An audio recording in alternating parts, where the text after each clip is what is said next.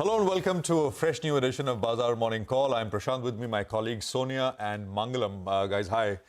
So inching closer and, the roads are emptier, the office is looking a little thinner, and I think Nimish was telling us that brokerages and, dealing rooms are all not shut, but I mean, there is the lone man. Someone was telling me that in Singapore and Hong Kong, there's no one to even publish reports. Forget about people writing reports or, coming on. There's no one to even publish them. So they're outsourcing them to the staff in India right now. And you spoke about roads being empty. I wonder what roads you're taking. I mean, roads to office are definitely empty.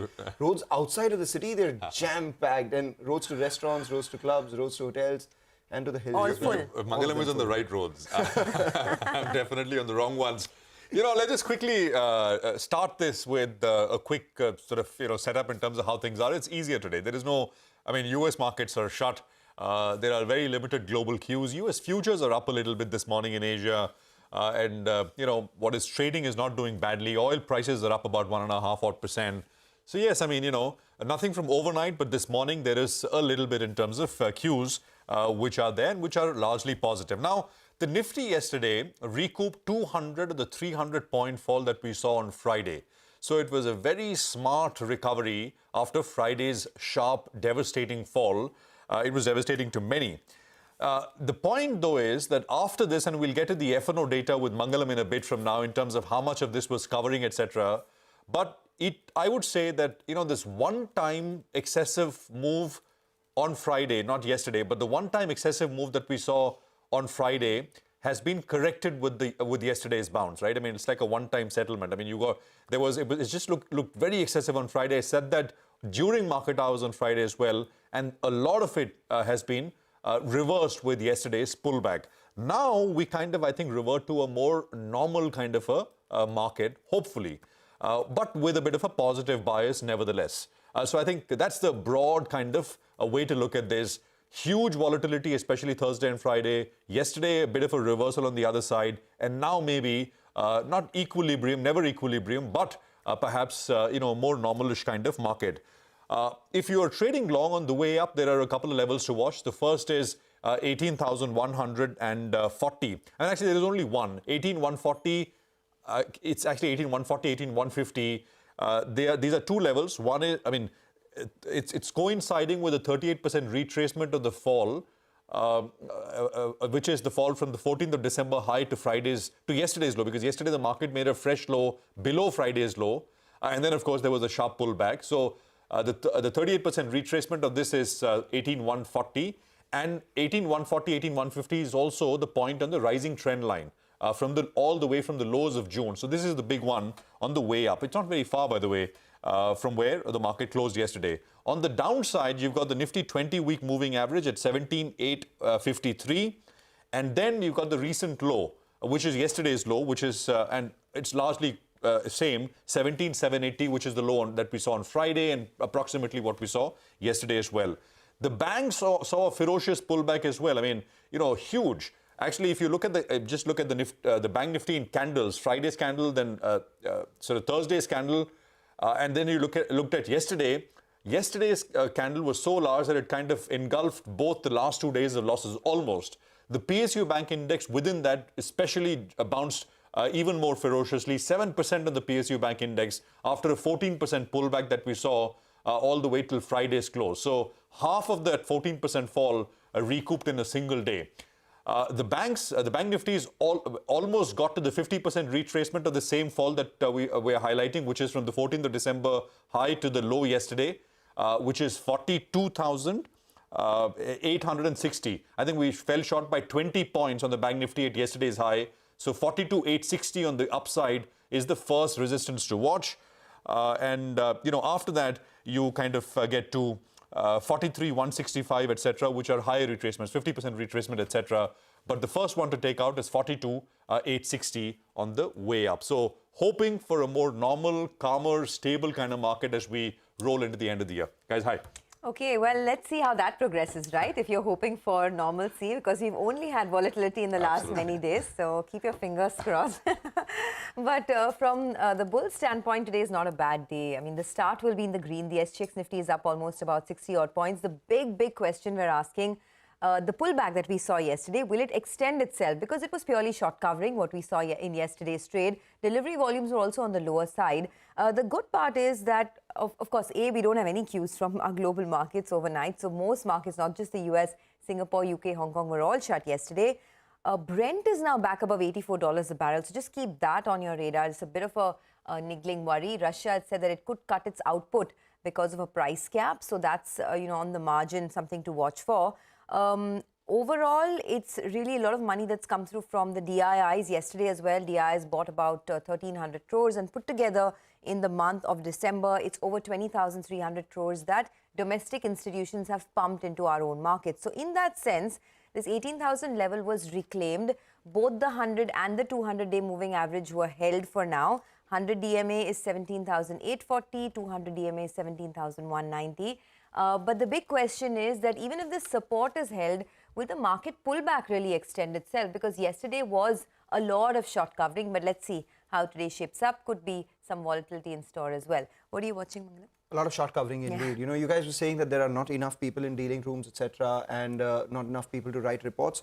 Yesterday's gross volumes were just 30% of the average gross volumes that we saw in December, which anyway is lower than all the other months of the year. So, 70% reduction in gross volumes of the cash market. So the rally was fueled by short covering. Why do I say that? Because, data indicates it. You have 12,000 short positions by the FIIs covered in index futures, and they also unwound about 2,000 longs. So what happened is that FIIs longs, which are close to around 59% at the start of the previous week, 77% at the start of the series, had fallen to 44% going into yesterday's trading session, and 3% of those positions have been covered. So the FII longs have inched higher to 47%. Mind you, they're still net short to the tune of 53%.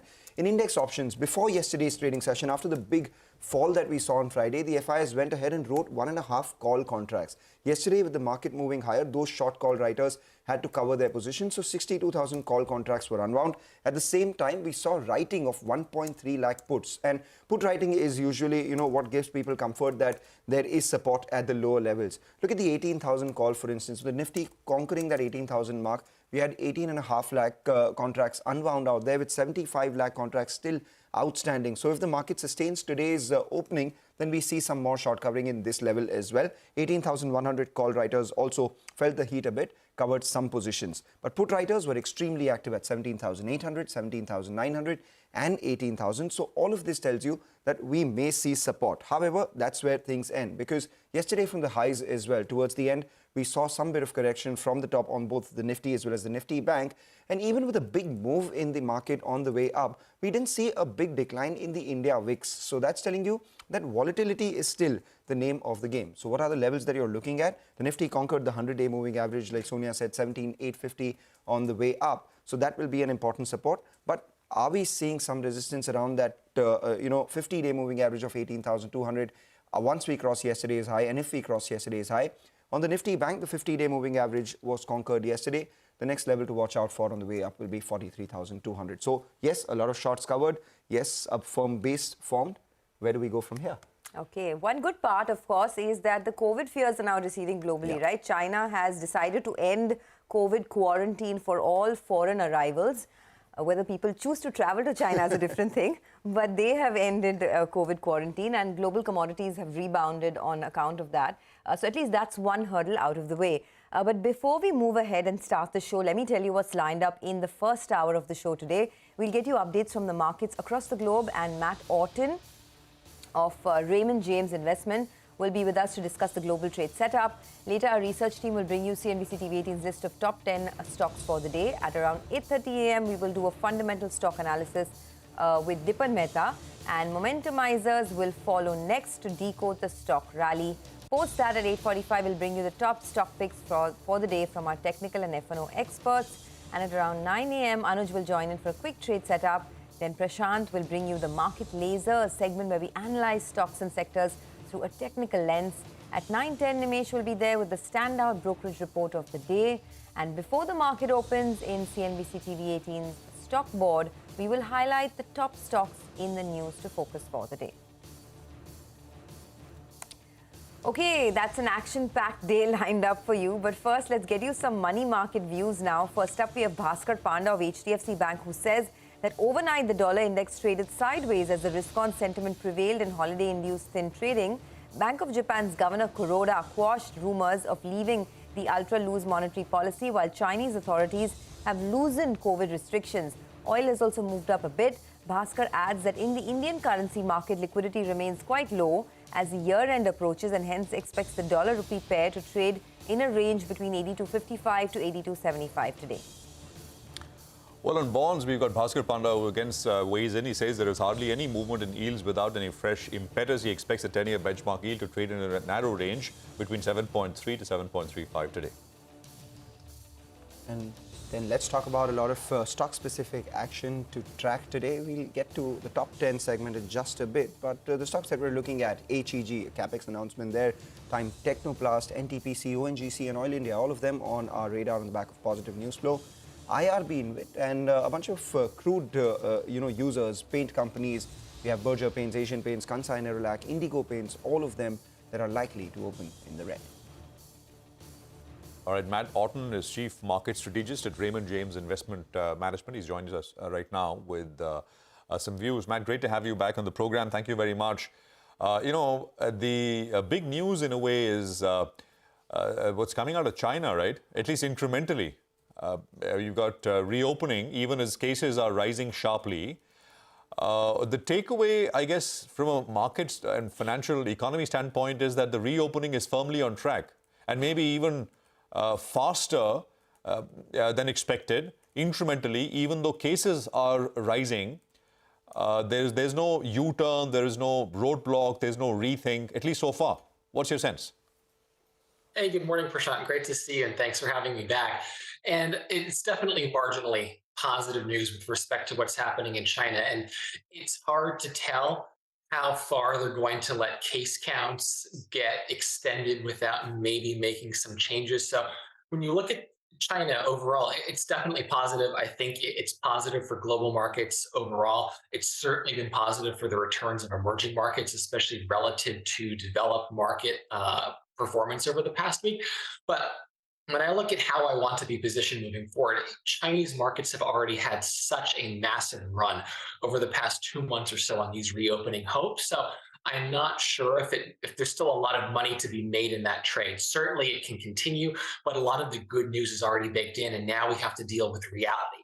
And we also have to deal with reality of global markets as well, which is largely going to be driven by what happens to the US economy moving into next year. So when I've been talking to clients over the past couple of weeks, it's really been what we've talked about in the past, which is you need to be defensive heading into next year. Maintain a core defensive bias, which means lean into companies that are profitable, generating free cash flow, lean into higher quality companies. That's where I want to be. And it's even been the same case in India. Consumer staples, healthcare, those have been the sectors that have largely been outperforming over the past couple of weeks. And I think you want to lean into a lot of that globally over the next, call it 2-3 months, because being defensive is going to work. There's just so much uncertainty with respect to how the economic narrative coincides with inflation finally peaking and what the Federal Reserve is ultimately going to do.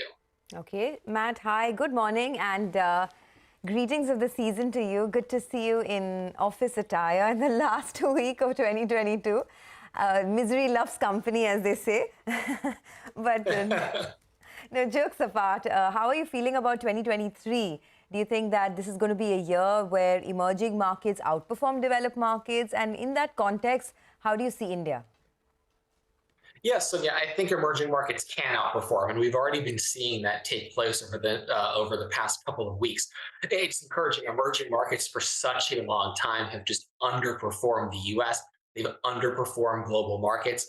Valuations are very, very cheap, and we're finally starting to see that turn because there's a number of emerging markets that have more idiosyncratic drivers. They're not necessarily tied to what happens in the US economy, or they have more independence on the energy front, or they're tied to global reopening. They're tied to the Chinese reopening without being dependent on government policies and regulations, which is a risk in China. So India is a great example of that. It's been a star performer in 2022. It's been one of my top country picks.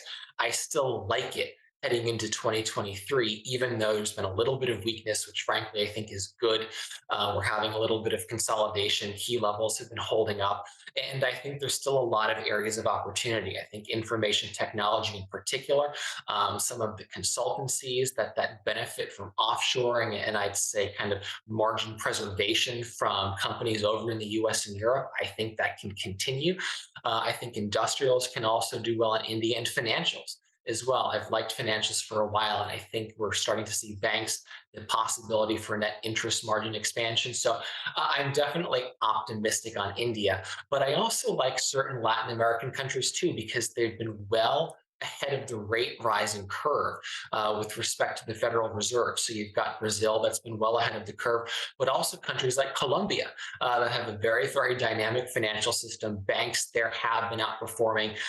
They're a little bit less tied to what's happening around the rest of the world with good exports. So I think there's definitely a lot of opportunities, but the key in emerging markets is being selective in what you own, because there's a lot of countries that still have economic challenges that will be impacted by the stronger dollar, even though it's a little bit weaker. So you need to be very, very selective. But you said that, China has run up in the last couple of months and offers little on the way upside. And while you are positive on India, you're also positive on other emerging markets. Just wanted to understand what your pecking order, the incremental dollar that you deploy in emerging markets, how would that be shared? Because India is not particularly cheap either. No, it's not particularly cheap, but I mean, on a forward PE basis, the Nifty's still back to around pre-COVID levels. So it's definitely compressed a lot from where we were at the top.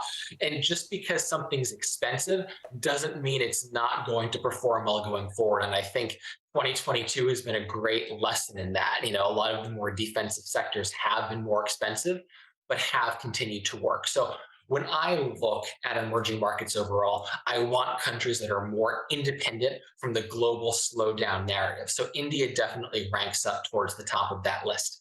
I think after India, I really like certain Asian countries that have exposure to China, but that aren't tied to China exclusively from an export point of view. So South Korea is interesting. Vietnam, Thailand are a little bit more interesting, as is Indonesia. So I like kind of the Southeast Asian complex because of China exposure. So you get the ability to profit from the reopening, but you're not tied to regulatory headwinds. And then I'd say Latin America, Brazil, Colombia, and Mexico, those are kind of in the third tier of countries that I like within the complex.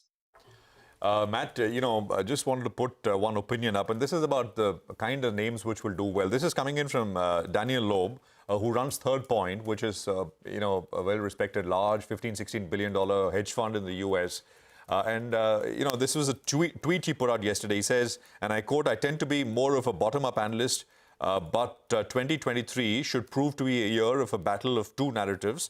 Rates and inflation on one hand versus GDP growth, margins and ultimately earnings on the other. Markets will be further determined by participants' outlook from current company performance versus 2024 and beyond. I don't think camping out in the last decade's darlings with rosaries in hand, hoping for a comeback, will be the winning strategy. We have seen the revenge of the value nerds. I think more is to come." So value is what Daniel Loeb seems to think will do much better, and not growth, which is, the traditional cyclical old economy kind of names, not necessarily, but mostly, and not tech and new age, etc. Would you agree with that? I absolutely agree with that. And I think that fits in perfectly with this more defensive narrative, because a lot of the more value-oriented companies are defensive. And I'll break that down even a little bit further, that it's valuation that's mattered in 2022, and that's going to continue to matter into 2023, because there's a certain point at which investors are just not going to be willing to pay for the future cash flows that may or may not exist. And that's why growth has gone through such a painful correction this year because there's been a lot of companies with management teams that have never been through an environment where interest rates were greater than 0%. They've never had to navigate the challenges of discounting future cash flows and thinking about earnings and profitability. So there's still a lot of losers that are going to need to be shaken out. I think that leaves the potential for a lot of interesting acquisitions.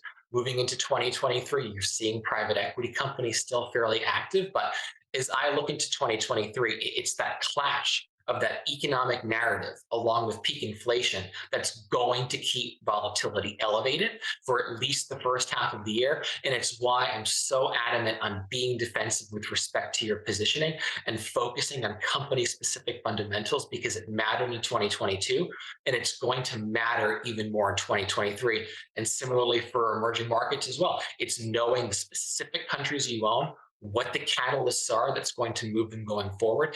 And that's how you're going to outperform next year, I think. Okay, well, on that note, we will let you go, Matt. Always a pleasure speaking to you and have a great 2023 if we don't chat again very soon. Any plans to travel in the next couple of days? I think I've been visiting family for the past week, and so I'm going to go warm up back in Florida where we're based at the end of this week. So all the best to a happy new year to you as well. Well, you live in a holiday destination, so you don't need to go anywhere else. Have a great 2023, Matt. Thanks a lot for joining in.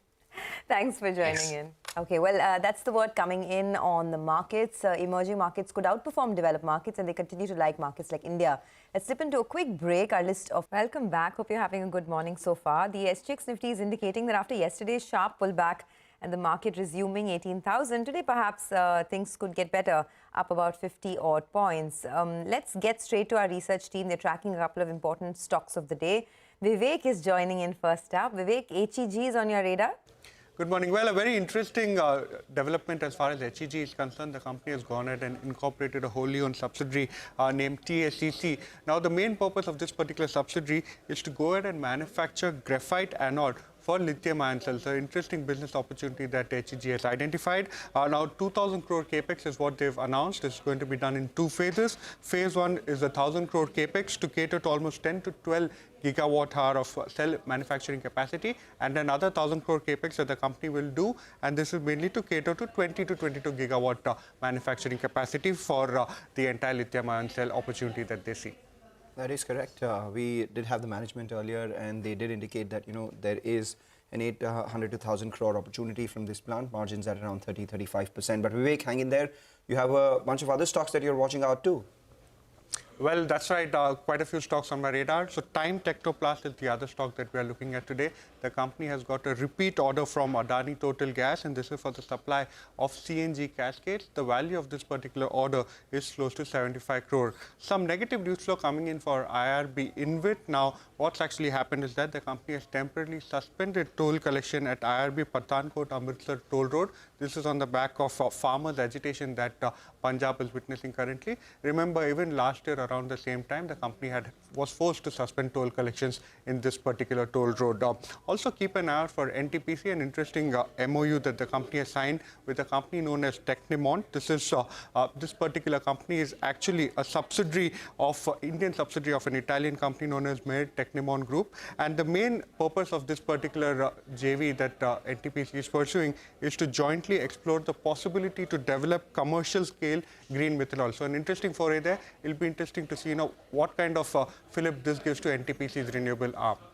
All right, thanks very much, Vivek, for that. Those names we will keep an eye on. But oil prices are in focus this morning. They're up a little bit. Manisha is here with more. Manisha, hi, good morning. Morning, well, yes, the crude oil prices clearly seem to be building onto the 2 weeks of gains that we've already seen, and the WTI overnight surged above $80 a barrel as well. Well, remember, the market participation is really thin, and so are the volumes, but we have seen gains continue in case of the crude oil prices. The latest trigger clearly comes in from Russia, which says that they are going to cut output by 5 to 7% in response to the G7 price cap. The Russian Baltic exports could also fall by 20% in the month of December on a month-on-month basis. Also, because of the storm Elliott, we have seen large U.S. refineries shut in Texas and North Dakota. 1.5 million barrels per day of refining capacity along the U.S. Gulf Coast is also shut. And not just crude, gasoline, diesel, heating oil, natural gas prices also have gained anywhere between 2 to 4% in the last 24 hours. Okay, thanks a lot for that. So that's a big up move that you're seeing in crude this morning. Let's see the impact that it has on certain sectors. But here's a quick recap of our top stocks. Stocks with positive news flow, there's HEG, Time Technoplast, NTPC, ONGC and Oil India. While stocks with negative news flow, there's IRB, Invit, Asian Paints, Berger Paints, Kansai Nerolac and Indigo Paints. All right, with the micros, let's move on to the macro once again. As part of our special series, Wizards of the Street, BSE member Ramesh Damani caught up with Prashant Khemka, founder of White Oak Capital Management, and asked him about how India could actually become a major player in the global supply chain. We also discussed prospects in the Indian IT sector. Let's listen in.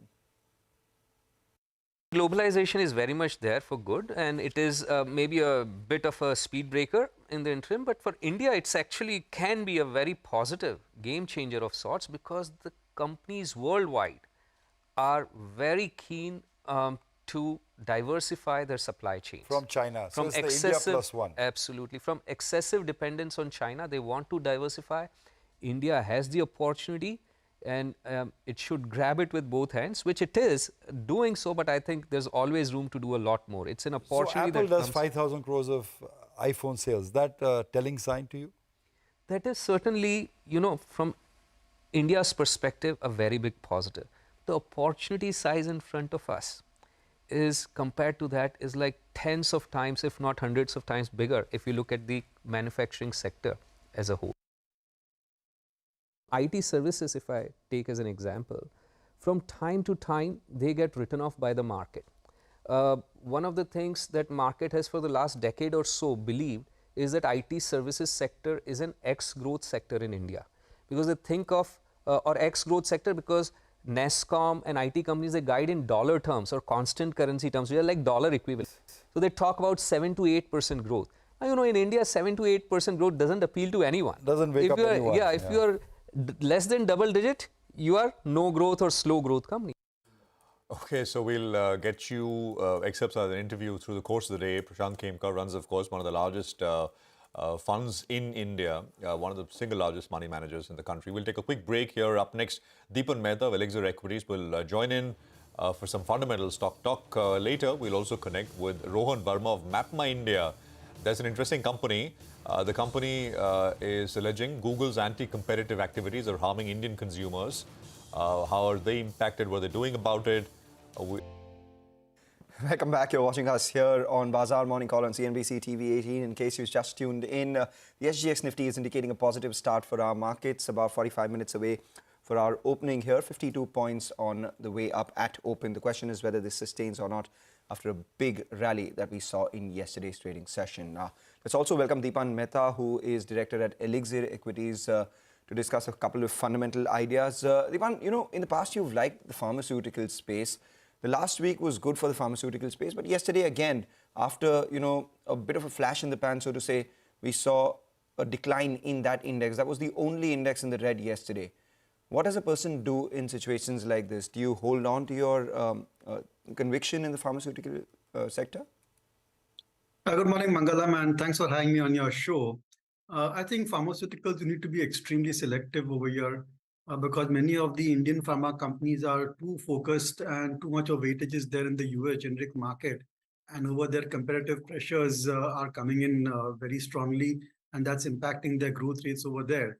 So when it comes to pharma, you focus on domestic-oriented pharmaceutical companies. You could look at the MNC pharmas, or even some of the other domestic-oriented pharma companies like JB Chemicals or Eris for that matter. And then I think there is the contract manufacturers. And yesterday, a very interesting deal took place in the pharma space where Suven Pharma, one of the quality, CDMO contract pharma company, got acquired by Advent, and they proposed to merge it with another company of theirs and create a giant when it comes to contract manufacturing. That particular activity or subsector of the pharma, we are very positive on. It's in line with China Plus One strategy.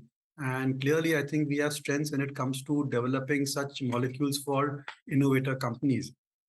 And once the merger takes place, I think there'll be a greater degree of stability in earnings, because typically CDMO companies have high degree of volatility. So We are positive on the particular deal and so in pharma in particular, usual disclosures here. But when it comes to pharma, you need to be extremely selective. I guess it's that time of the year, Dipan, right, where people think less about pharma and more about alcohol, perhaps. Yeah, so, keeping with that theme, travel, beverages, consumption, gaming, theaters, in that entire gamut. And this time it's come back with a big bang, right? I mean, wherever you go in the world now, everything is either full, there's long waiting periods. From an equity market standpoint, which are the companies that you like here? Yeah, so now good morning. I think what you're referring to is lifestyle spending. And that is, I think, a great long-term secular story. And we keep on finding new opportunities over there. So recently, I think there was news that all the alcohol beverage companies, they reported record sales, much higher than COVID as well. So I think you could have a good trading rally in some of the alcohol beverage companies, starting United Spirits, United Breweries, and some of the Indian companies as well. I think they should report very good numbers, maybe from the March quarter onwards or so. So that's one segment. And then within the the travel space, look at a platform company like RateGain Technologies. I know it's expensive, but the kind of scope which is there for growth is enormous because globally, I think more and more of the travel companies, the airline companies are looking at increasing their tech spendings using software as a service, and that company certainly, comes in and meets that requirement of that. So it's an interesting company. We are tracking it closely. Again, disclosure over here. And then I think the hotel companies, we like Indian hotels, and there's Mahindra Holiday as well. I think Mahindra Holiday should report also exceptional set of numbers, given that this is a peak season for them. I would just like to avoid airlines at this point of time when it comes to travel. But other than that, I think hospitality, platform companies engaged in that business, Easy Trip Planner also comes to mind. I think all of these should do exceedingly well, and growth looks pretty decent for the sector as a whole. Devan, hi, good morning. Two other pockets. One is PSU banks, which came back roaring, right? The index itself was up 7%, and then you had names like IOB, Union Bank, Bank of India, 10%, 12% gains yesterday. So Wayne there. The private financial names, Poonawalla Finance saw a very large gain. Motilal initiated coverage, the stock ending about 14-15% higher. So these two kind of the PSU bank space and Poonawalla Finance, if you have a view. See, I think Poonawalla Finance, once the change of ownership has taken place, there's an increased degree of interest. The main raw material for an NBFC is the capacity to raise resources, and the street feels that with the Poonawalla brand and stamp, this company can certainly raise cheap resources. And it's more or less cleaned up its books, and now it's focused on responsible lending. So you could see re-rating of the price to earnings, price to book ratio, and decent earnings growth as well. And these are great times for banks and NBFCs as well. So I think this company should do exceedingly well over the next few quarters or few years as well, until perhaps some crisis again reemerges in the banking NBFC space. Within the PSU banks, I think we are seeing that one-time adjustment to mean levels averages taking place, and this correction, or I would say this move up in price to earnings, price to book is still, I think, got maybe 15-20% way to go. And that's why I think there's a trading rally in all PSU banks. And mind you, December quarter numbers, March quarter also will be exceptionally good. And that certainly will bring the focus back into earnings for these companies. And so long as they're able to generate that 10-12% type of a credit growth, I think these stocks will remain in focus. And you could see them doing pretty well over the next 2-3 quarters or so. But these end of the day, these are trading bets, and one doesn't have visibility beyond 3-4 years for such companies, given their track record and the kind of structure which they are in. Okay, do you track MapmyIndia by any chance? CE Info Systems? Yeah, so we've been invested in that company from the IPO stage and very, very disappointed. I think the numbers also which came through generally were below our and street expectation. And really the operating leverages are not kicking in for whatever reason. I don't know, I'm sure you'll ask them that question. And on the whole, I think despite auto doing as well, and that's a big component of their revenues, despite auto doing as well, I think the company is not reporting numbers to its true potential. So I'm a bit disappointed since listing how the stock has traded, but I still have the conviction in the stock. It's an interesting business, another platform company, and great scope to expand their operations and offer new products. So let's see. I think, it's a long-term story, but clearly, I think we have seen a shrinking of the price to earnings multiple and overall re-rating of the growth prospects of the company. Okay, you won't have to wait too long to find out because we have the management with us. In fact, the stock this year has corrected quite a bit. It's down almost 35%. And the CEO recently said that Google's anti-competitive activities are harming Indian consumers and the economy. He said that Google has made it impossible for alternative apps like Maps to proliferate. And to discuss this competitive environment and how business is shaping up, we're joined by Rohan Verma, who's the CEO and Executive Director at MapmyIndia. Rohan, thanks for joining in. I don't know if you had a chance to listen into what Dipan was saying, and he's been a long-term investor in your company. He's disappointed with, the kind of operational performance that you've delivered. And if you look at the last, say, 4-5 quarters, I mean, your margins at one point in time used to be about 46%. It's come down to sub 40% now. What's going wrong, and when do you think you could sort of, get back to the levels that you've seen many quarters ago? Good morning, Sonia, and it was nice to hear his comments. I think we've explained this well with the previous quarter's earnings. Margins in the core business is actually up to 55%. So I think our core business is doing quite well. And we're investing for significant future growth with this IoT acquisition, logistics and fleet management SaaS acquisition of Jewellery, which is device-led. So the market opportunity is really quite large, as he said, with new products, new markets, the true opportunity for the company will grow. And when you invest in a new business, there will be a gestation period. So I think we are quite convinced on, as you said, both the long-term story as well as the medium-term and short-term story. And the market should keep looking at how, what all we are doing in terms of kind of growing revenue, but also investing for future profits. Good morning, Prashant here. I remember when around the time of the listing, this is, I think, January of this year, right? When you came to the market. I remember maybe around the listing time, we had a conversation, and I was talking about competition from Google, Google Maps primarily. And you were telling, I remember you saying that they operate in a different segment and they're not a threat, etc. So could you explain what is the charge now in terms of anti-competitive behavior, as you were saying the company is indulging in? Right. Good morning, Prashant. Actually, yeah, this is still true in terms of B2B and B2B2C markets, which is what we explained in our IPO, where we are the market leader. That's not a place where we are letting Google kind of monopolize the space. The space that we had seeded 10 years ago or 15 years ago, where we were also the market leader, was consumer market, B2C, which is what Google has for the last 10, 15 years made it impossible for a company like MapmyIndia, which was the market leader, to become a consumer tech leader as well, besides the B2B and B2C market. Now, Competition Commission of India and the Parliamentary Standing Committee have come out with scathing judgments of what Google has done. And we're pushing the accelerator now to have a rightful place as a consumer tech leader as well. So besides B2B and B2B2C, we want to open up the market for MapmyIndia on the B2C front, for people using our app, Mapple's app, accompanying consumer gadgets, Mapple's gadgets.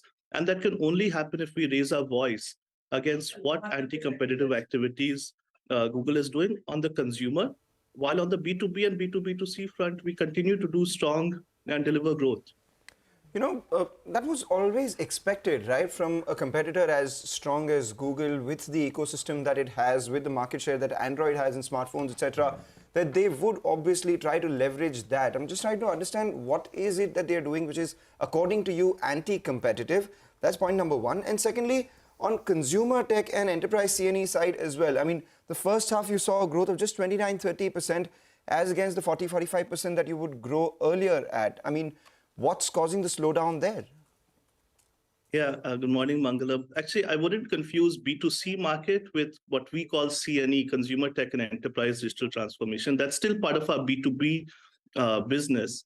So the status quo has been there for 10, 15 years. What you said on consumer B2C market, with everybody who uses Android is forced to get Google Maps preloaded on the phone, and hence that's the default app choice that people take. What has changed significantly is actually something in favor of MapmyIndia.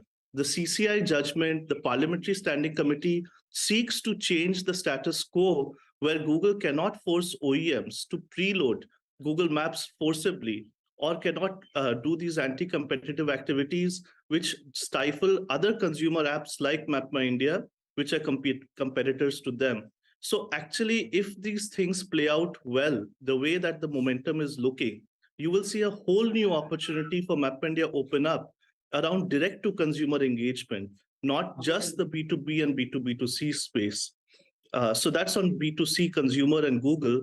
On CNE, like we've always explained, look at us on an annual basis. Yeah. And the order book and revenues are lumpy there. Right. So let's give it Q3 and Q4, right. and we'll see how that plays out as well. Okay. Q3 and Q4 will be much better, you're saying?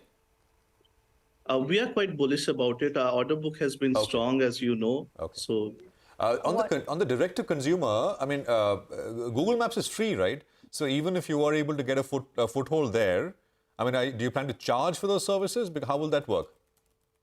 Yeah, so MapmyIndia's app called Mapples, and I highly encourage everybody to use it. You'll see many more features, much better maps on Mapples, MAPPLS app. It's free. It's free to use. The business model is multiple.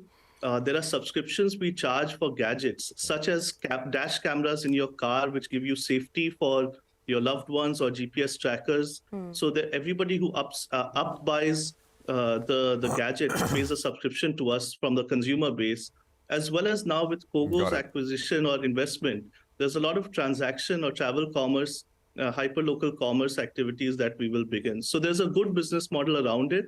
And that's why we're pushing for our app also to get its rightful chance in front of consumers.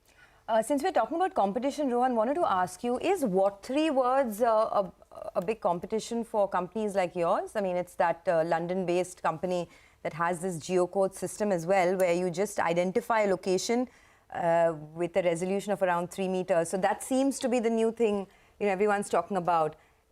Will that hit you in any way? Yeah, no, Sonia, it's not at all competition. What 3 Words takes a grid and gives a latitude, longitude. You can't really use it meaningfully. It's also not a replacement for MapmyIndia. It's an add-on where they actually ride on where MapmyIndia's maps are in OEMs and provide an additional option for people to search for. They themselves have said that they are not competition to us. So we have something equivalent also called Mapple's PIN, which is a 6-character code, like a PIN code, but to your doorstep. And it tells you the flat number, floor number. So we have a much better solution. Okay, and this is just somebody doing marketing. Sure. So I just want to, one final question from my end. Since there's so much competition, we also noticed that your marketing expenses have gone up. I mean, it's now 5% of your revenues, almost 4 crores of marketing expenses last quarter. Do you think you will have to escalate it further because of the competitive scenario? So what we've said is, look, we do have operating leverage in our business. We have a strong contribution margin. And as I said, the core business operating leverage, even despite this growth of marketing spend, was up to 55%. We want to calibrate our marketing awareness of our brand. I think this is the one thing that, if more and more people knew about MapmyIndia, knew about Mapples, that would have a very strong impact on our business. We are still not scratched the surface in terms of reach and potential. So we will calibrate our marketing expense based on kind of what targets we have in mind for profitability. And good thing is we have the operating leverage and a growing order book to support that investment. Quickly, before we let you go, just a couple of numbers. What is your current order book? You started with just around 700 odd crores.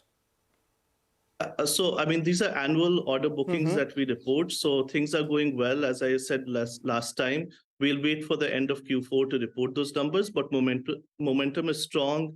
Very interesting businesses like retail businesses, expanding stores. You've seen those announcements in the food space, restaurant space. They're using us to do site selection, a lot of EVs going live with us and government projects. So overall, very good momentum, very strong use cases, even now metaverse and real estate. And otherwise, and drone space, which is huge, we are doing quite well. So very excited about how the business is playing out, and look forward to everyone also kind of asking us questions every quarter. All right, fair enough. Thanks very much, Rohan. Appreciate you joining us. Good speaking with you. Let's ask your shareholder if he's happy no with one said that to us, right? Look forward to you asking us questions every quarter. But he has to give us some quantitative numbers, etc. as well for us to actually... Yeah, we tried, right? Yeah. But by the way, MapmyIndia is down exactly, it's halved this year since listing. I mean, it's at the lowest point in its listed life. It's 1,098, exactly half of where the all-time high was, which is in January. Deepan, sort of words, comforting words, or not quite? Well, we'd like to see the actual performance on the ground and the numbers flowing through. When we bought the company, our expectation was a kind of 25-30% compounding growth in earnings, and that's not come through. But I still have faith in the company, and once they have stabilized their marketing expenses and some of the new initiatives start to kick off, then this is a company which should easily grow at 25% plus bottom line. And when that happens, I think you will see a rebound in the stock prices. But for the time being, I think it's just wait and watch. The time to sell certainly is gone given the correction which has taken place. All right. We hear you, Deepan. Let's also talk about stock which has some momentum behind it. It has been buzzing around for the last couple of trading sessions after dipping in the previous week. It's Kalyan Jewellers, and that's on Vivek's Momentumizers list. Vivek? Well, good morning. Well, this particular stock caught our attention on the back of, the very strong up move that it saw in the session yesterday. Remember, this particular stock, all throughout November as well as the early part of December actually continued to hit fresh lifetime highs. Yesterday, the stock was up almost 13%, almost entirely recouping the losses that it saw in Friday's trading session. Remember, in Friday's trading session, the steep fall was actually on muted volumes. So, the recovery has been quite sharp as soon as the markets reversed. Now, remember, the 52-week high for this particular stock is at a little over 131 rupees a share, which it hit on December 20th. So last week, Wednesday, is when the stock was at the high. This particular year, this stock has done exceedingly well, 77% up in 2022, almost 15% up in just December 2022. And since October 2022, where a couple of triggers were identified by HSBC in an initiating coverage note, the stock has done exceedingly well. Technically speaking, the stock is trading above all three of its key DMAs, the 50, 100 as well as 200 DMA. Now, the HSBC note, although it came a lot earlier, they identified a couple of key inflection points as far as, the entire jewelry sector is concerned. They said that, number one, mandatory hallmarking as well as GST is actually pushing jewelry buyers to go towards, the larger organized stores, and they believe that this is a trend that is here to stay. And company specific, what they're saying is that the company is looking to go to, businesses and go to markets outside of South India where it had a dominant presence earlier. All right, we take that point, Vivek. Thanks a lot for that. And for companies like Kalyan Jewellers and Titan, pre-result season is extremely important as we are heading towards the end of a quarter. The pre-quarter update is a lot of what a lot of people position themselves for. And the quarter that just ended, the third quarter, is going to be significantly strong for both Titan as well as Kalyan Jewellers because of the festive season and the wedding season. Okay, welcome back. You're with us here on Bazaar Morning Call. There's 9 minutes to go for the pre-open session. Sudarshan Sukani and Mitesh Thakkar are with us with some trading setups and trades. Gentlemen, good morning. Good to have both of you here. Thanks very much. So, a good, decent bounce yesterday. Sudarshan, how are things set up? What would you do? SGX is indicating a small higher start. Good morning, Prashant. Well, yesterday we had suggested in the morning to go long, and luckily that worked out. I had also said to keep trades intraday. So traders should have taken profits, and we are now starting afresh. The small gap up tells us that the relief rally that started yesterday is continuing at least in the morning. So I would be a buyer, but again keep the trades intraday and buy only on a dip. This time I don't have to go and buy at the open, unlike yesterday. I wait patiently for some small dip which brings us back to yesterday's closing price. Consider buying there, keep a 75-point stop loss, and then see where we go. So the buying opportunity still exists in the Nifty. It's more so in the Bank Nifty, which outperformed yesterday. So the Bank Nifty probably is a easier buying opportunity, but both have to be bought on dips. Okay, Mitesh Thakkar is also with us. Mitesh, do you think this pullback rally can extend itself? If yes, what are the levels that you're looking at, and what's the order of the day? Good morning. I think it can, and but I think this still remains a pullback rally to me. So one, I think 18,060 was the level which we had indicated yesterday. Above that, I think the best what I think the rally can do is possibly close to about 18,200, 230 zones. I think around that you will see a lot of moving averages which are converging provide significant supply. So I think this rally can definitely extend because we are still coming out of the oversold levels on hourly and 2-hourly charts. But getting beyond 18,200, 230 might be a very difficult task. So another 200 points could definitely happen, but I think that should be it in the short term. Let's then drill it down to individual stocks. So Darshan, you said that the Nifty Bank is a better trade. So are you looking at some stocks in the banking space as well? No, since we are buying the bank Nifty itself, that probably covers the large caps. But yes, I am. But before that, I'll start with BEL, where a significant correction has taken place. BEL has a good story going behind it, although obviously for an intraday trader, it doesn't really matter. But still consider buying BEL with a stop under 94. Dr. Reddy's is my only intraday short. This stock has been underperforming the pharma sector. Intraday short with a stop over 43.47. Bharat Forge is a stock that has outperformed. It's not given us the same correction that the other market participants have done. That's good news. So Bharat Forge is a buy with a stop under 833. And to answer your question, yes, HDFC Bank is a buy. And that's an opportunity. HDFC is remarkable. It's been in a narrow trading range for almost 1.5 months. Not done anything on the downside. Buy with a stop under 1590. Okay, Mitesh, what about you? I have a mix of buys and sells, more on the buy side today because I believe that this pullback could yet extend. So REC is on my list. Buy here with the stop at 111 for targets of 120. HDFC Bank is a buy with the stop at 1615 for targets of around 1660. And Usha Martin, a stock which I recommended yesterday but made a very good breakout on the weekly charts with the triangle pattern breaking out and the stock hitting new highs. Usha Martin is a buy with a stop at 160 for targets of 188. And one sell call, that's Dr. Reddy's. Keep a stop above 4,300. Look for targets of 4140. Okay, thanks for that. Let's take a quick break. On the other side, we'll have the pre-opening rates. We'll also have Prem Kishan Gupta of Gateway Distriparks to discuss their acquisition of Kashipur Infra and Freight